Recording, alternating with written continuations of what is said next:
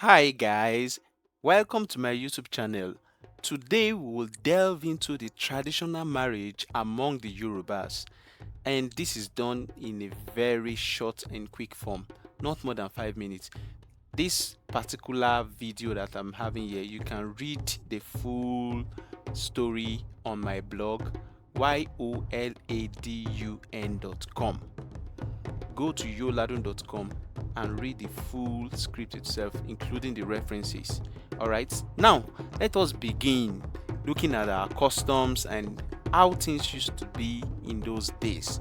So, marriage among the Yoruba people is more than just a union between two individuals.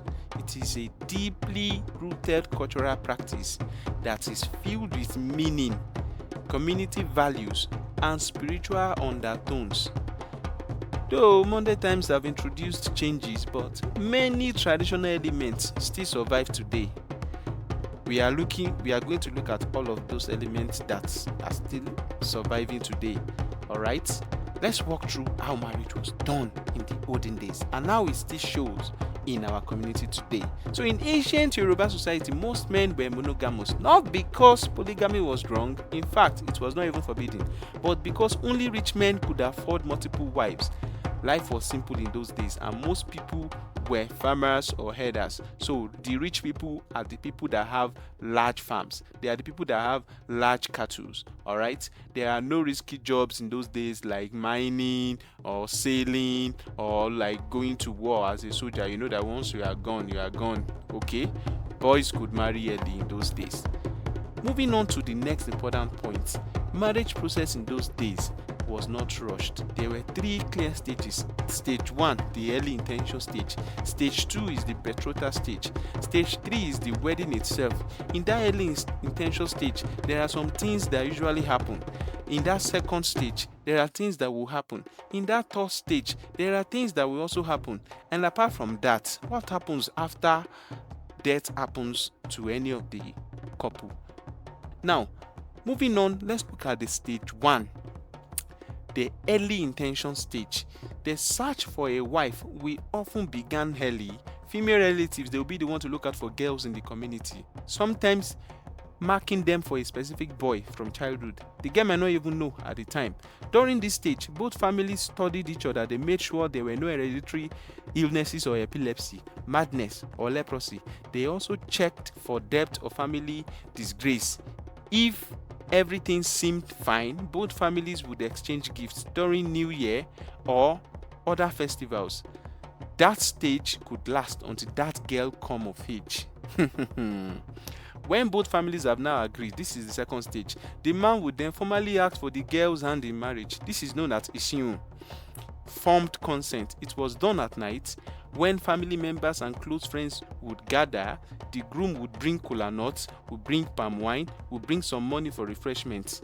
So kola nut to be shared, of course, by everyone, which is it's just this traditional now. People still share kola nuts in marriages now. Alligator pepper, they will bring wrappers, cowries. Of course, cowries is now money in our days. Then the third important stage is when the wedding itself will happen. Those weddings, they usually happen after major festival.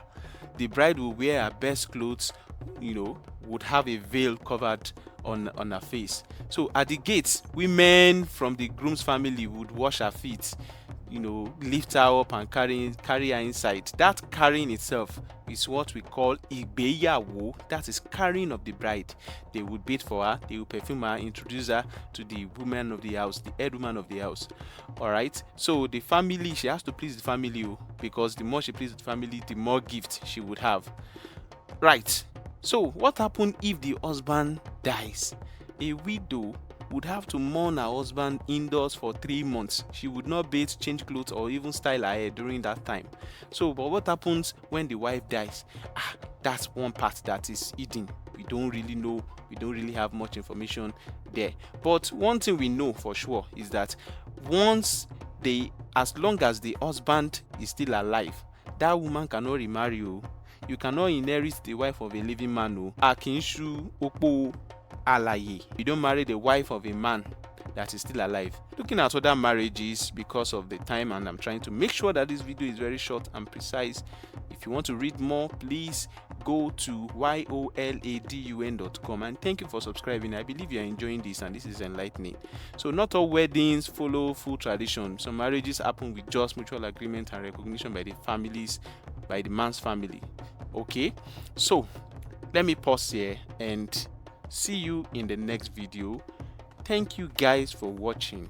If you are interested in the fuller video, please drop a comment. Just drop a comment, and then I will make the fuller video explaining more about Yoruba marriages.